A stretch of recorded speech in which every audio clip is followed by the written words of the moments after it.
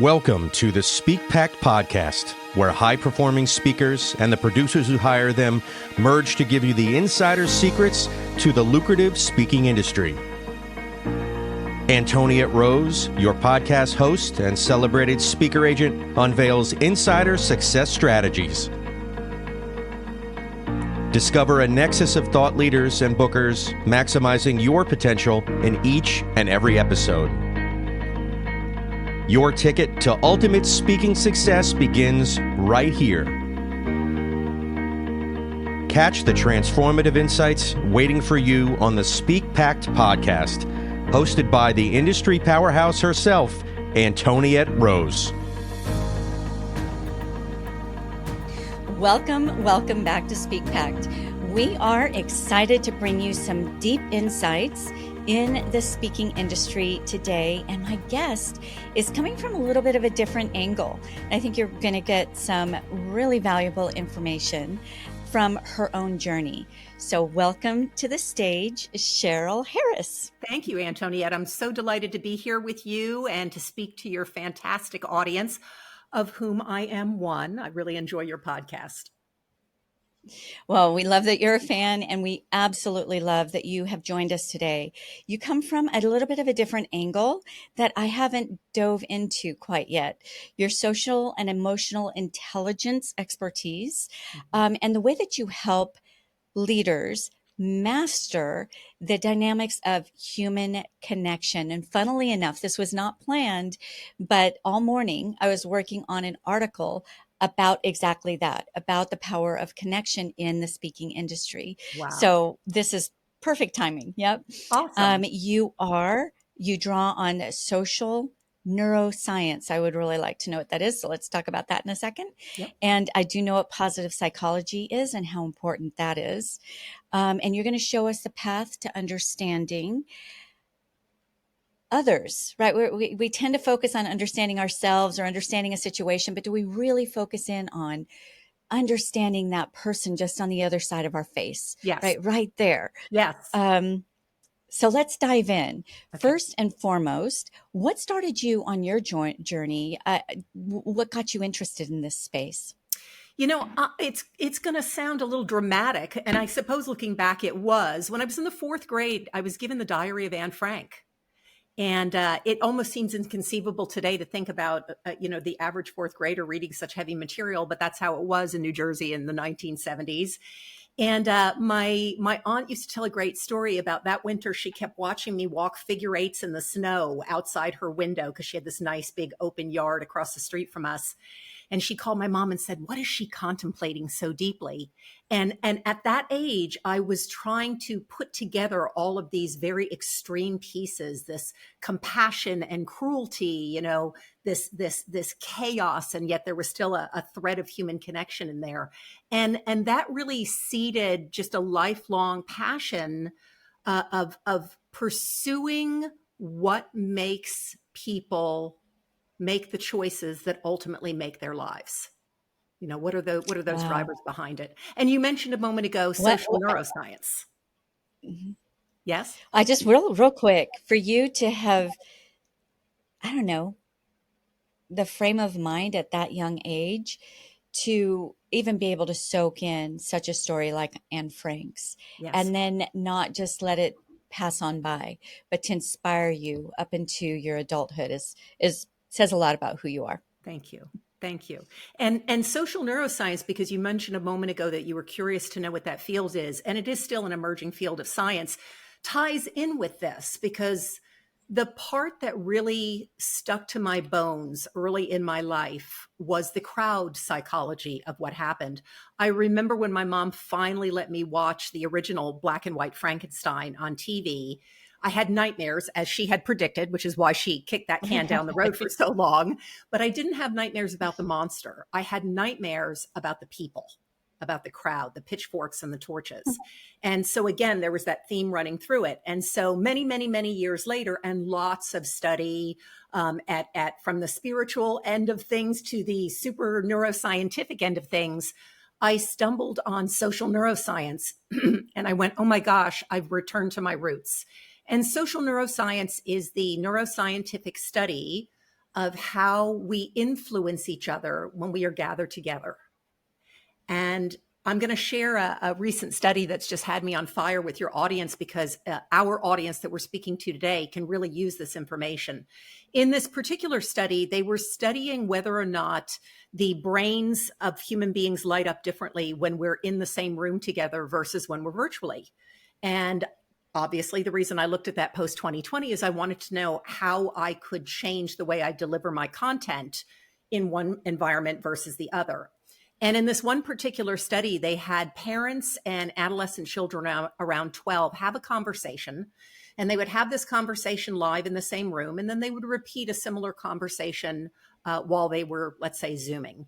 And what they noticed when they wore these really cool skull caps, these really neat, they call them jewel caps, is that when they were in the same room together, there were multiple regions of the brain that lit up very vibrantly. You could really see the interplay of the circuitry between the human beings in the same room. But when they put them in a Zoom setting where they were virtual, they only really saw 1 to 3 areas light up, and they didn't light up as vibrantly as they did live. Now, at the surface, this looks like, oh my gosh, we need to do everything live. But that wasn't what I took away from that. What I took away from that is I have certain advantages when I'm live. And so when I looked through the lens of my business and was deciding, was I going to offer everything virtually? Was I going to offer everything live? Was I going to offer some kind of hybrid model? What are the pieces I think need to be live in order to best serve my client? And what are the things that can be maintained virtually? And I changed my whole business model because of this. So now I'm typically coming into a company that has problems. I joked for years when people would say, you don't have any fancy banners on your social media. And I said, that's because when people call me, there's usually NDAs involved. Okay. I don't get the phone call till Right. I can relate to that one. Yeah. I was never here. So at the beginning of those reconstructions, those interventions, I really want to be live in the room because number one, I want to be able to feel the energy in the room and who I'm speaking to. And I want them to be able to feel my energy because that's really where the trust building starts. And I'm asking people to challenge some things that they've held dear, sometimes for decades. So I really want to be in close proximity to build that trust. Now, excuse me, that being said, for maintenance, once we get everything up and running the way we want it, and we're in the phase of the relationship where we want to just keep that momentum and do those check-ins and, maybe do a little bit of spot treatment, I call it. Those things can now be done very successfully virtually because I already have that foundation of trust and they know who I am. And I can add layers very successfully without having to crack any coconuts, if that makes sense. Ooh, so much goodness there. Yes, for sure. And you scared me for a moment because I am definitely an introvert and I love the world of Zoom. I love connecting with people in this way. But something that I have noticed, and I wonder if it's connected to this study, is even some of those top, and we rank among the top, but even the top 0.5%, podcasts, let's say like Joe Rogan, Diary of a CEO, some of the different ones like that, they all come from a side view. Yes. As if two people are sitting at a table. Yes. Well, in those instances, they are actually sitting at a table. Yes. So maybe those weren't great. But when we're watching it through a screen, we see their side view. Do you have any? Because I've been contemplating maybe switching up our format. Yes. But it's gonna take a lot. I'm wondering, but all the top ones do that. Yes. So what do you think? My suspicion is that there may be, because those are some pretty smart people. I'm a huge Diary of a CEO fan myself. And I'm also a fan of experiment. I say, give it a try because you are looking at some pretty good role models there. And so it makes sense to assume that maybe they know something there. Switch it up and see if you get a different reaction from the audience, if you get a different feedback from the audience.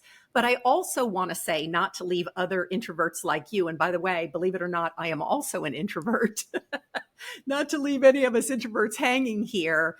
That study doesn't necessarily say that there's less value in doing it virtually. I made the choices I made about my business by the way I filtered that information. But let me say this, for people like you who are either just naturally gifted at getting to the depth and drawing out the authenticity in your guests, or those of us that have cultivated that because it wasn't our natural gift, those are the folks that are still going to be able to get the maximum value out of virtual, because those areas of the brain are not lighting up as easily or as brightly as they do in person.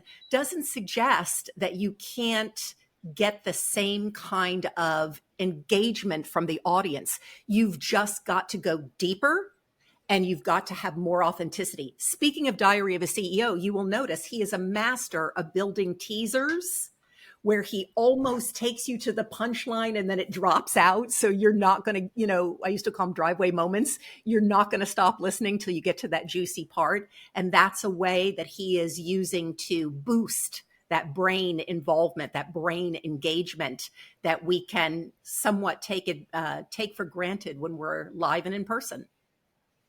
Ooh, I love that. Driveway moments. And it really, because he is a pretty down to earth, not super dynamic personality, if we're going to utilize him as an example. Yes. And it's like, what does keep, because his shows are long, Yes. Not quite as long as Joe Rogan's, but they're a good length. What keeps people there? Yes. So those driveway moments are not by accident. They're not a personality quirk.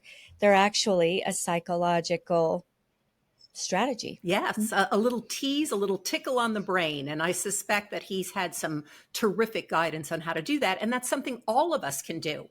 So if you are that person that says, hey, I got into this because I want to spend more time at home with my kids or my dog or whatever, and I want to develop a completely virtual business, please do not take from that study that there's going to be less value in you doing that. That's not the case at all. It's just, I would encourage you to use that study as the impetus for exploring how can you do it differently with a little bit more depth and a lot more authenticity. A little bit more depth and a lot more authenticity. Yes, ma'am. Whew, love it. Recently I was listening. I love psychology. I'm not in that field, but to me it's very fascinating. Yes. And a lot of people believe that you want to build your why. You want to build your why, whatever your why. And those are important. Your what, your why, all those things, your who. But that it all starts with, it was a very fascinating angle that this person had. It all begins with authenticity. And I believe in alignment. You need to be in alignment with what you do, what you say, what you devote your life to. And I guess that's the core, right? If you're on an authentic path, then number one, you can't help but be curious, which curiosity to me is a very important step in success. But you also can't help but being interested in the other person. You're not putting it on, you're not faking it. It's real. Yes. Right. And the cornerstone of the way I'm teaching what I teach now really is self-awareness. Back at the beginning, we were talking about we put so much focus on ourselves when really we need to put the focus on other people. To that, I would say yes and no. And here's what I mean by the no. It's the angle of focus we put on ourselves that will determine how well we connect with other people. And the differentiator is, do you understand that the common denominator between every great conversation you've ever had and every lousy one is you? And once you understand that you are the common denominator, that means you can deconstruct what went on there and learn, where do you stop listening? Where do you lose the plot? Where do you stop leaning in and lean back? And once you can observe those sort of milestones in yourself, then you have the power to make different choices. And to your point about curiosity, a big part of that is, and I know you've seen it and your audience has certainly seen it, if not in business, then definitely in your personal life. There's that person that asks you questions, but they either don't listen to the answers or the questions are disconnected in a way that makes them feel disingenuous. Like they're asking some questions that they they, watched a self-help video years ago and they said, you should ask these kind of questions, but they're not coming from a place of authentic curiosity. So I say, let yourself off the hook and start with watching where your mind goes when you're interacting with other people. Question that first. And once you've got the lever of that gate where you're able to go, oh, look at me doing that thing. I'm not going to do that. I'm going to go this way. Just on the other side of that is this juicy well of curiosity where you can start experiment with asking people the things you really want to know. And when you start asking people the things you really want to know, they feel truly seen and heard, and they begin to open up in a way that's often unexpected for both of you. There was a lot there. And you know what? That's going to be a very replayed section because you really dropped a lot in there. And it does begin with personal responsibility. Yes. Right? Conversations, connections, Yeah. Success doesn't happen. You play a significant role in every aspect of that. Yes. And the way that you communicated that was truly brilliant. Thank Sherril, you. thank you for that. Tell me a little bit about your be the water, not the rock approach. Yes. So I find in my own journey that having pneumatics or tools or mantras, things that will help me in the moment snap myself out of it has been helpful. And so one I developed years ago, and it was quite by accident, was be the water, not the rock. And it happened in the middle of a conversation. I owned a production company at the time. And it was a very, very big production with a lot at stake. And some things happened and there was a major meltdown. And I was having trouble getting everybody who could possibly resolve this problem quickly on the same page because everybody was really stuck in that panic and blame syndrome that so easily happens by default. And it just came out of my mouth. And I said, people, be the water, not the rock. The problem is the rock. There is no fruit down that hallway. Stop staring at the rock. Look at all this water. This water is solutions. And I noticed everybody just kind of stopped and looked at me. And a few days later, my business partner said to me during a debrief, that was really good. I've never heard you say that before. And I said, say what? And she repeated me back to me. And I was like, I guess that really is clever. And so I started building on that philosophy. And now fast forward 30 years later, I've developed a whole methodology around that to help us in those moments when we feel triggered to be able to stop and look inward and recognize what are the mechanics of what's happening inside of us so that we can manage that. Because if you don't manage what's happening inside of you, you can't show up powerfully to what's happening in front of you. Ooh, okay. All right. I'm going to share a quick story with you that relates exactly to this. So Please. Even though you may not have developed this specifically for speakers, it's obviously extremely relevant because connection is extremely relevant and important to speakers, corporate trainers, thought influencers, right? Yes. So I was at a conference. I'm not going to name her name because everybody will know who she is. This was last year. And I don't know, the woman was just striking me wrong this day. I was a fan, but she was striking me wrong. Everything felt very cliche, and the things that she was saying just did not feel authentic to me. I was just feeling like, well, she's gotten into kind of she stepped into the stardom side. She's lost herself. And I see that in speakers where they really reach a next level and they forget to connect with themselves, which is perfectly aligned with what you're saying. So there was a little bit of a question and answer part. And so I posed a question that I felt like was pretty innocent, but I was trying to bring it back to real a little bit. She literally began arguing with me from the stage, and I'm not really an arguer No, I or don't a think that about you confronter. at all. Just like it's, and she wound up pretty much putting me down in front of everybody, which I've got thick skin. Yes. It was totally fine. She made herself look. It just was not professional. Anyway, I just thought, first of all, that's the last time I'm spending $1,700 to go to one of her conferences. Wow. Because not because of that alone, I can be challenged because it challenges me. I want to grow. I want to be challenged. But it was she lost touch with the foundation, Yes. as you rise, as you, as your career evolves, you should evolve with it, right? Indeed. That's authentic. But you don't leave behind that integrity kind of authenticity piece, Yes. which I kind of sensed that she did. So this was just a really good illustration. I hadn't actually put it all into words or thoughts. I haven't actually even shared this with my husband, what happened, just because it was just like, wow. I mean, she had a great opportunity there, Yeah. and it just kind of, ugh.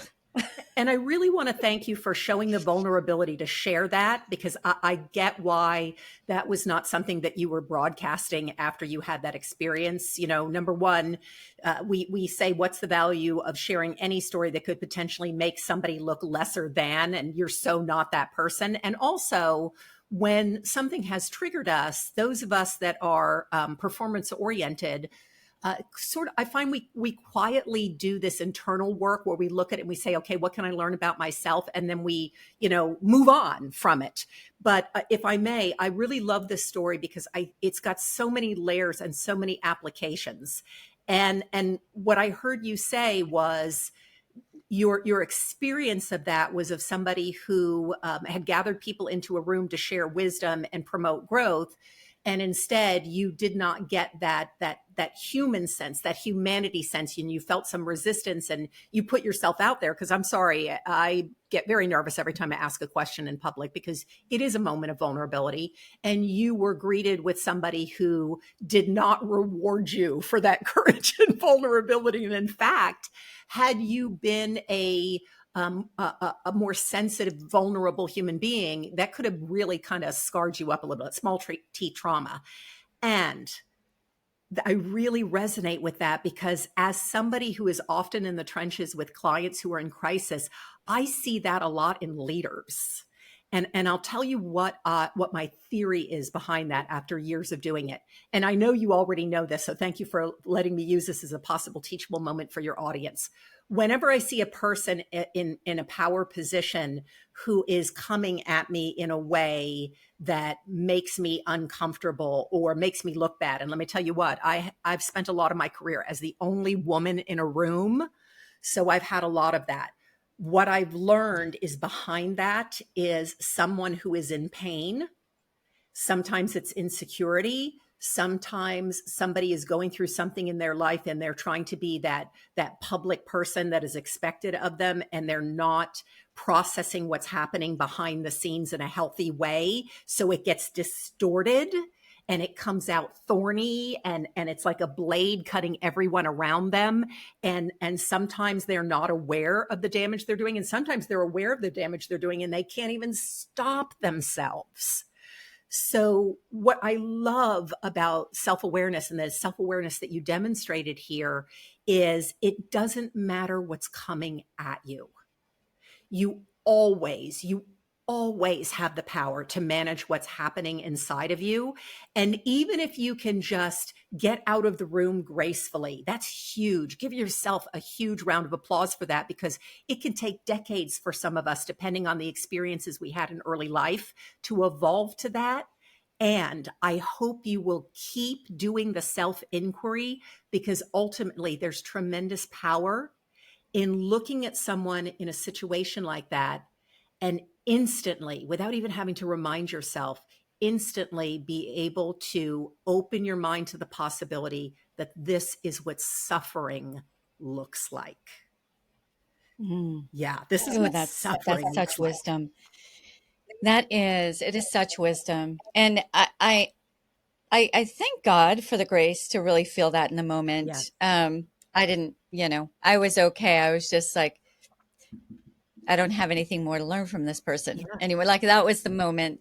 Um, just because, there are seasons when we look to certain people and certain organizations, certain places Yes. to rise to a level of growth. Yes. And then And then, and then we go, and that was the moment that told me this is where she's stuck. Yes. And you're exactly right. You did make it personal. Let's take this a step further. This is a really great conversation, Sherril. Awesome. And you're the right person to have this conversation with. Thank you. When you put yourself in the spotlight, you are going to be triggered. Yeah. You're going to be criticized. Yes. As you rise, you get onto bigger stages, as you get bigger social media audiences, Yes. the comments, right? How do you balance there's going to be negative people. Yes. There just are. And for every one negative person, it feels like 100, when actually everybody else is all about, they're really getting that impact and that message you intended to put out there. Yeah. And it is transforming their lives. But for some reason, we hone in on that one person being a ridiculous human being. Yes. So how do you deal with that? Because neuroscience has been such a hot topic the last few years, I don't doubt that this first thing I'm going to say is going to come as news to a lot of people, but it definitely bears repeating here. And that's your brain on its default mode it has a negativity bias. Your brain's, I'm going to use the word mind instead. Your mind's number one function is to keep you safe. And it does that by spotting danger. And when it sees danger, it goes, oh, look at that. Don't go there. Oh, look at that. That's bad. Oh, look at that. Don't do that again. So your mind is not wired for you to thrive. It's only wired for you to not die. All right. That's its primary goal. That's good. Yeah. Not wired for you to thrive, just wired to protect you, right? Wired for you to not die. Yes, I love said that. In conferences, your brain's default setting is to not die and make more of you. And that explains so many of our default choices, right? So you can't count on the mind's default programming to tell you the truth, because that's not its job. Its job is to amplify what's in front of it and err on the side of safety. So you have to be very conscious when you have those feelings to recognize, oh, that's just my mind trying to keep me safe. That's not necessarily the truth. And not project. Drop it like it's hot. Be willing to just go, whoo, somebody did not like me, and just release it. And people say, oh, Sherril, that's so much easier said than done. Yes, it is.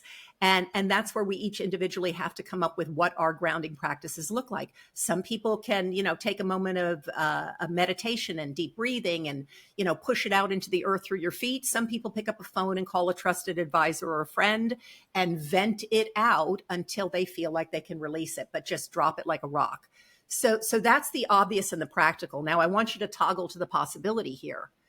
None of us got into this swimming pool to just, do the lazy river. Okay. We did not jump in with our inner tubes and our barbecue and say, we're just going to float on down the road.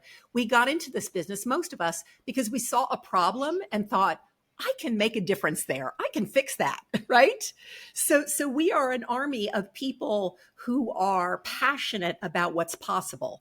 And not everybody can see what's possible because not everybody is self-aware. I have a study that I'm about to put up on my website that talks about how 95% of the people in the world believe they are self-aware. And the truth is only about 15% are. So when you're standing in front of somebody and you're coming out with your fantastic ideas, I'm pretty sure that some of your ideas are going to be confronting to some people.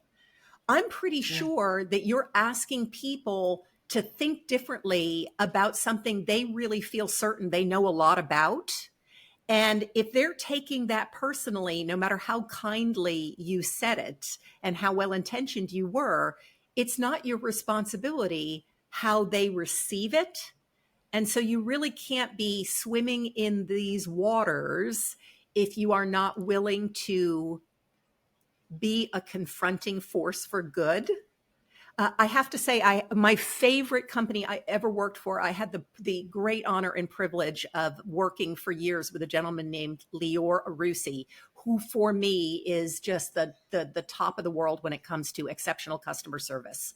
And he had a beautiful What's his name again? Lior Arusi. He has written just a catalog Arusi. of books about customer experience. And again, it was such a privilege to work with him. And at the time, he had another leader in his company named Steve Cohn. And Steve and Lior together were this amazing force. And they did something I'd never seen anybody in business do before. They told me, hey, if you don't occasionally get pushback from a client, if you don't even maybe occasionally get thrown out of the room, you are not working hard enough for your client's growth. And I had a chance to test that because, as a trainer, as a facilitator, as a speaker, I had never had anybody say that to me. And I got into a situation with a client who I could really see the path through. I saw it on the first day. I was really excited, but there was a lot of systemic rigidity in there, and not everybody in the room was delighted that they had, embarked on this journey. Not everybody was happy to see me, Antoniette. And so the resistance was really apparent in that room. And I thought, okay, so am I going to pull back and take their money and kind of just leave them a little bit better than they were? Or am I going to be courageous? And I pulled the courageous card. And that client asked me to leave. And believe it or not, and this doesn't give away who they are, this was over an argument about asking their employees how they wanted to spend the $10,000 that the company allocates every year for their holiday party. And they were offended that I had suggested that they should ask them as though their employees couldn't possibly know what's good for them. And so that I was asked to leave. I was asked to take my stuff and get out.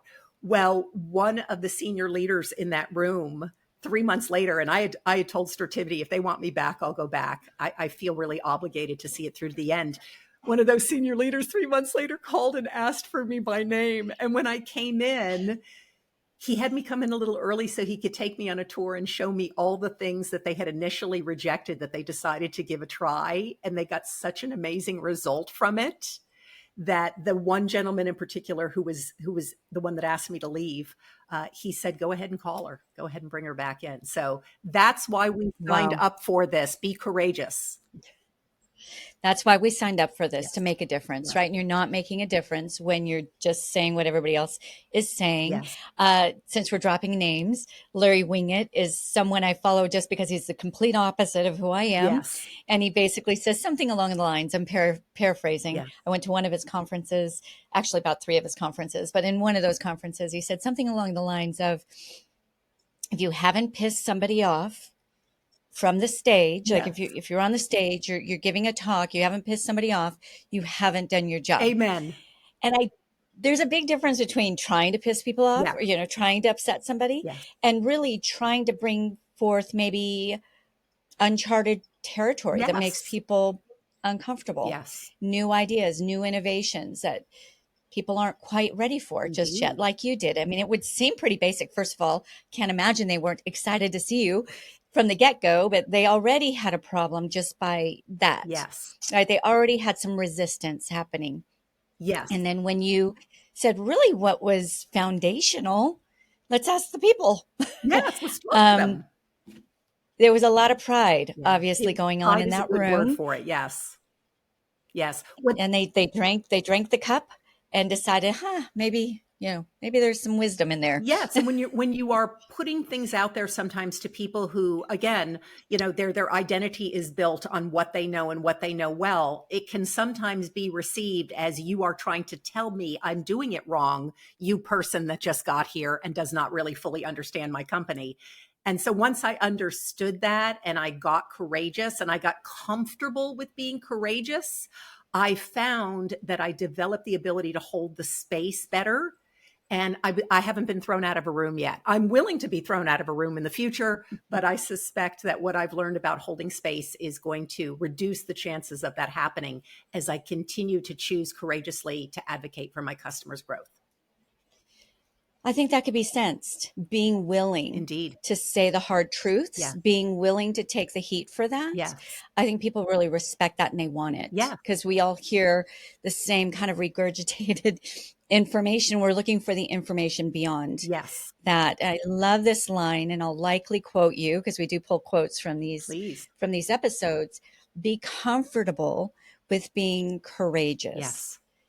That's a big sentence in a few short words. It's huge. We want to please. We are innately, like that brain, protect me, right?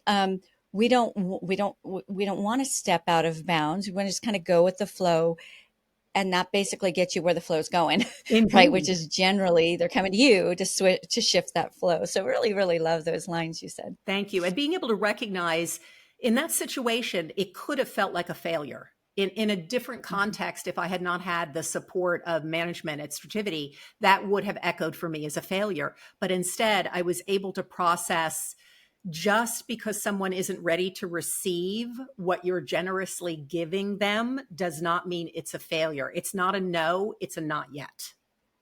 And not And yet, not a no. It's a not it's not a yet. no, it's a not yet. And we've all been on the giving and receiving end of this. Think about in your own lifetime. I can think of times in my own lifetime where someone has told me a hard truth and I wasn't ready to receive it yet.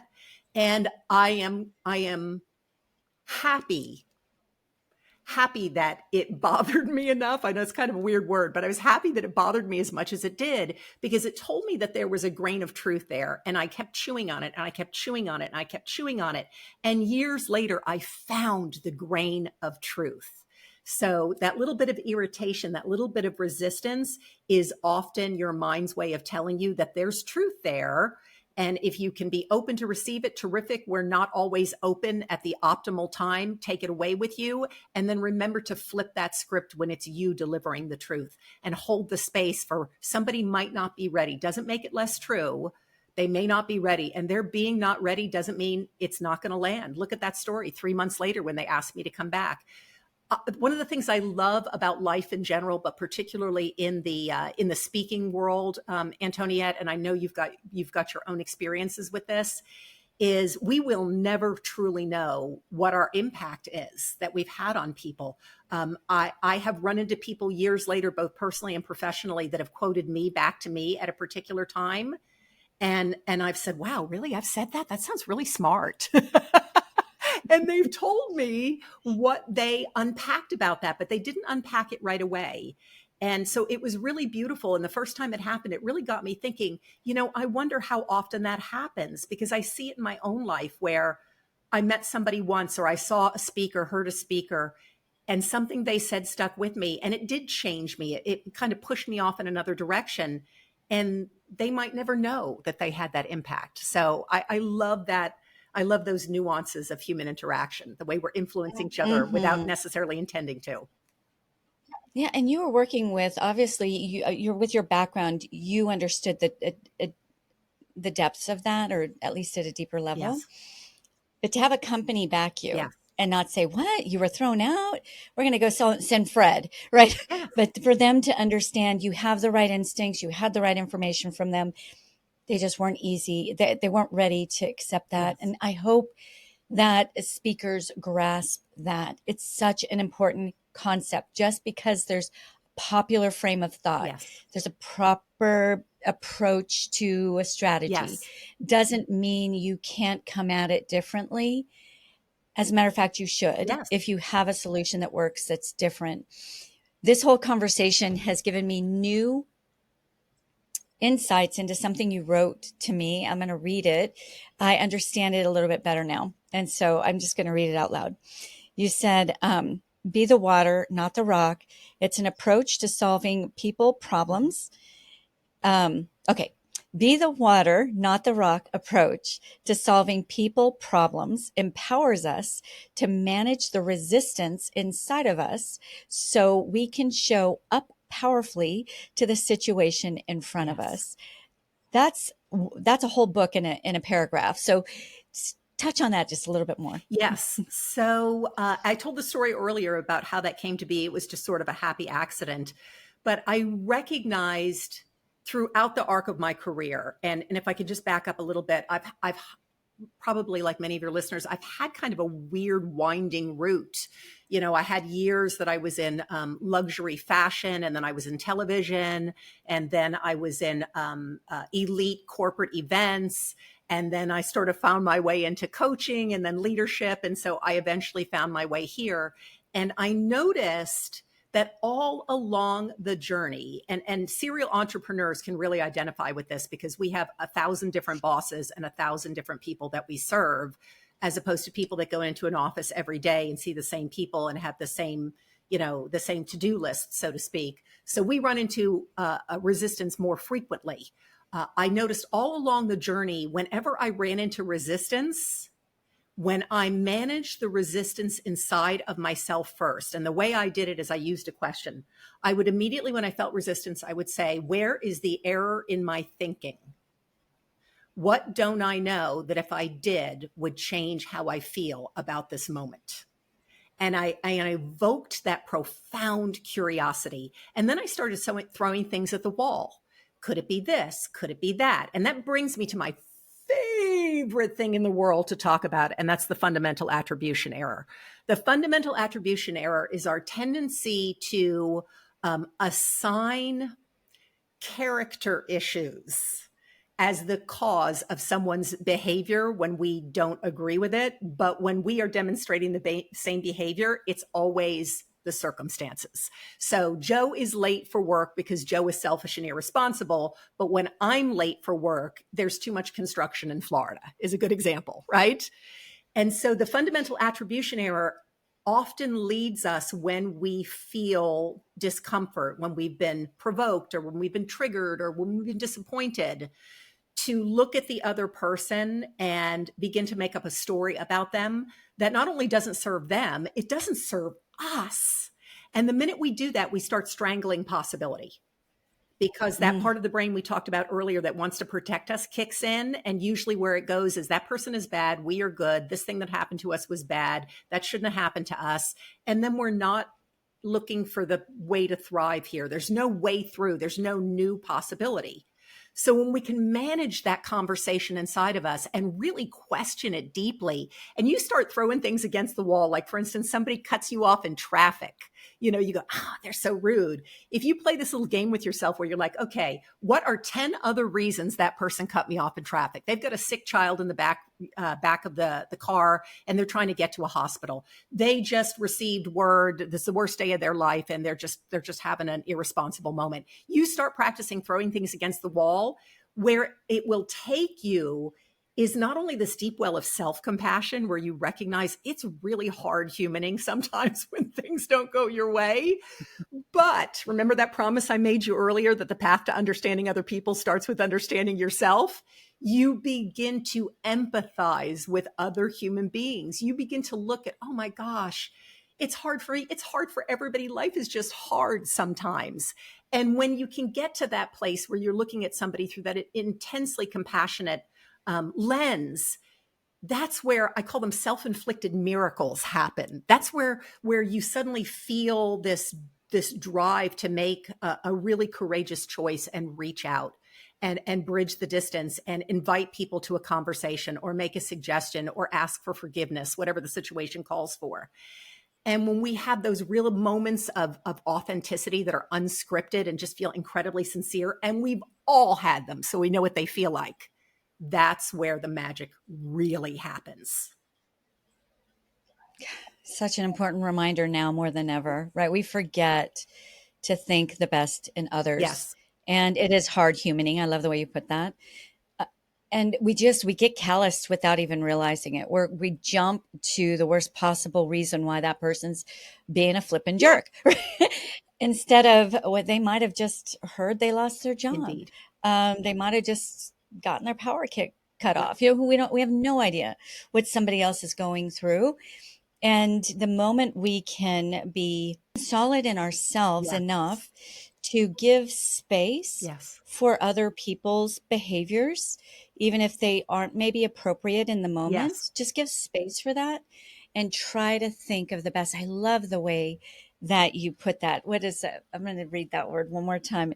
Attribution error. Fundamental attribution error. Yes. So next time somebody pisses you off, think of 10 good reasons why they may have lost momentary judgment. Yes. Circumstances, not character. Circumstances, not character. And I'm gonna out myself right here. I'm a deeply emotional person. I was an extremely emotional child, which was really hard on my mom because my mom is a very pragmatic person. And throughout my life, I have ended up being that person who has just lost it. Okay. Whether I am just that really difficult customer or whether I am that friend who is just, what they call trauma dumping, whatever it is, I have had those unhinged moments. And I'm so grateful for those people. And I remember them all who in those moments granted me grace. Because instead of seeing a person who was loud or who was rude or who was unreasonable or, who was whatever, they chose to see somebody who was suffering, somebody who was in pain, somebody who felt lost, somebody who felt alone. And they leaned into me. I had an experience in an airport many years ago, and I've told the story in its entirety from the stage, but just a little capsule for your listeners. I was met by a gate agent when I missed a flight, and I had a complete meltdown. Thank God this was before people had cell phones. And she really surprised me. Instead of, saying, well, lady, you better pull yourself together and lower your voice and don't talk to me like that. Do you know this woman came out and hugged me, Antoniette? She hugged me. She came out from behind the counter and she hugged me. And at the end of my day, when I was able to get on that much later flight, I had to ask her, where did that come from? Where did you get the fortitude and the self-knowledge to be able to switch into that? And she said, look, lady, I don't know your problems, but I know what pain looks like when I'm looking at it. And I saw a person in pain and you looked like you needed a hug. And she had said to me, drop your bags. And I thought, oh my God, she's going to take a swing at me. Or put me in cuffs, whatever. You away in security. And I dropped my bags. And then she said, I'm going to hug you and you're going to let me. And there was like 25 people watching. And I just melted into this woman's arms. And I was so grateful for that. And so part of my mission has been able to give that back every opportunity I get. We cannot stop ourselves from assuming about other people. It's hardwired into us for safety reasons. But if you can't stop yourself from assuming, you can choose to assume generously every time. Ooh, if you can't stop yourself from assuming, you can choose to assume generously. Sherril, I can keep going an hour longer with you, and I'm going to be respectful of your time, but we'll have to have you back. There's so much more. I had other questions lined up. There's so much more that I'd love to dive in, but you bring an element that is vital in the speaking space that is kind of viewed as nice but not necessary. And I believe the opposite. I believe it's very necessary. And that is giving that extra space really, really quick recently. And I really try to avoid this kind of thing. But there was this online exchange in a certain group room. And it was one of the taboo subjects. So you just don't go into, right? But somehow we got into it and other people jumped in and it became this, battlefield. So I was trying to back my way out of it, just get on out of there. And this one lady just came unhinged at me. And it was over the slightest little thing. Wow. And something inside of me said, somebody hurt her. Somebody really hurt her, because it was just a paragraph by paragraph thing to like a one sentence that I had said. And I just said, and in her paragraph, she said something along the lines of, and that group of people loves to yell at people or whatever, I don't remember exactly, but I basically wrote back her name. I'm very sorry you were yelled at any point in it, in a way that hurt you. And I wasn't being demeaning, and I was worried that it would be looked at like that. Do you know she DM'd me, and we've actually become friends? I am not surprised at all, because it was so generous of you. That was beautiful and courageous too, because a lot of people would have just backed away, but you leaned in and you did something generous and courageous, and I applaud you for that. And I hadn't even heard your talk yet. See, you just I hadn't even heard this. So no, that was a really good illustration of what you're saying. And I think that there are going to be many opportunities as you grow, as a corporate trainer, especially, but definitely as a speaker or just as a personality in the spotlight on different social networks. People would love, just human nature. It's not right. It just is. They love to pick apart the people who are maybe in an enviable position or excelling beyond where they might feel that they are. And you will be, you're in the spotlight. There's nothing to hide, right? Everything, every little flaw, every little trip up shows. And there are people who are quick to jump on that. So these strategies are so important to your continued growth so that you can continue to do more good in the world, Yes. continue to create bigger impact. And when things are thrown at you, maybe demonstrate that more beautiful human way Yes. to approach situations like that. So to that end, if you want to dive deeper into this subject and grow in your own skills in this area, definitely reach out to Sherril. And Sherril, what's the best place you like to be found? You can reach me at LinkedIn or on my website, which is SherrilHarris.com. And I have to tell you, Antoniette, I love helping other speakers grow, especially emerging speakers, because I'm so grateful to all the people that reached out and helped me in my journey. So if I've said anything today that has sparked something in you that you're like, I have a question. If my helping you with that question can help rock you out of the mud and move you forward, don't be shy. I have nothing to sell you.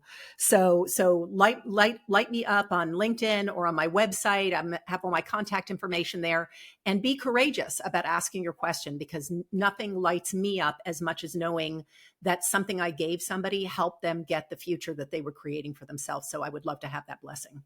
So LinkedIn, and where else do you like to be found? So Sherril, spell your name. It's very unique. It's a weird one. Sherril at Sherril, same weird spelling, Sherril, Harris, conventional spelling, HARRIS.com. Okay. Now for our signature question as we close. Yes.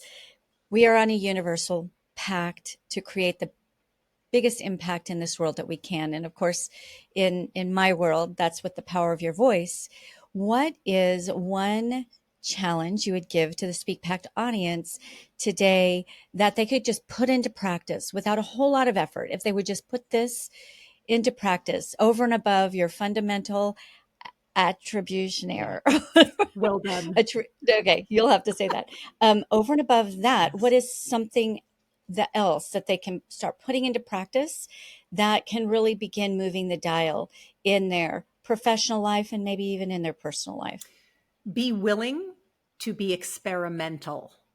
And years ago, when I was in the modeling business, I was really feeling the rejection hard. I almost got out of it. And I had an amazing booker named Lorraine who sat me down one day and said to me, I want you to change the focus of what you do every day. And I said, okay. She said, from now on, your job is to collect no's. All I want you to do is go out and at the end of the day, call me with all the no's you got. And when I stopped looking for the approval and just started looking for how much contact could I make, amazing things started to happen. So it gave me a back door, so to speak, into my courage. Go out there and collect no's. Go out there and put yourself in a vulnerable position. Go out there and be willing to do it messy. Think differently about it, and I promise you, you will begin showing up differently. Brilliant close to this episode. I will tell you, our Speak Pact audience knows we do not pre-rehearse and we don't really compare notes. Yes. We have a quick chat before we begin and we dive right in. And that to me, Sherril, is the number one determinator of who's going to make it in the industry Yes. and who's not going to make it in the industry. Yes. The person who says, oh my gosh, I sent out 50 engagement requests this month and I got 7 responses and 5 of them were no's. Yes. I'm giving up. Yeah. Right? Instead of the person who says, I sent out 50 engagement requests this month. I got 7 responses. Ooh. And 3 of them were positive, yeah. Right? It's just a whole, that's the person who's going to make it. Indeed. Exactly. All right. Love it. Thank you so much for sharing your wisdom with us today. Thank you for having me. This has been a joy. All right, and look Sherril up. Give us both flowers by liking, sharing, post this forward, and comment. What did you get out of this episode? Yes, please. Today? Thank you all. Ciao, ciao for now. Thank you for listening to the Speak Pact podcast. To become a recommended speaker of Antoniette's WPC speaker agency, or you are a host or planner looking for a dynamic expert in optimized performance, Antoniette would like to personally meet with you. secure a time with her at speakerbooker.com. Again, that is speakerbooker.com. It all begins with a vision, a voice, and a pact to impact. Join the Speak Pact movement by joining our new private Facebook group at the link in our show notes. Find us on nearly every social media platform at One Antoniette. That's number 1, ANTONIETTE, or simply hashtag SpeakPact.